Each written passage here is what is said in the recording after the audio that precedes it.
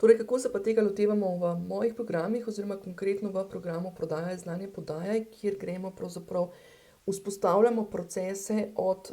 promocije, torej od spletne promocije do spletne prodaje in hkrati buildamo ves čas to svojo marketinško prodajno mišico in buildamo oziroma krepimo sami sebe kot, bom rekla, prodajalce oziroma svojo osebnost. Skratka, tisto, kar, bom rekla, bolj tako konkretno dajem, velik poudarek, je predvsem na tem, da raziskujemo in razmišljamo o tem, torej kaj so izzivi, in vizije naših strank, in potem to počasi vkomponiramo strateško, smiselno v naša sporočila. Vse od sporočil, marketinških sporočil, ki jih napišemo na,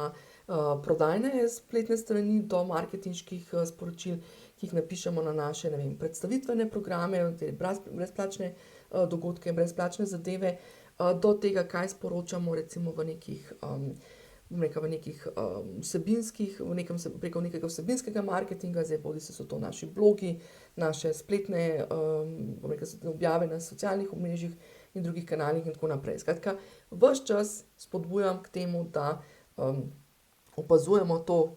vizijo in izzive in jih vgrajujemo oziroma komponiramo v naše marketinške materiale.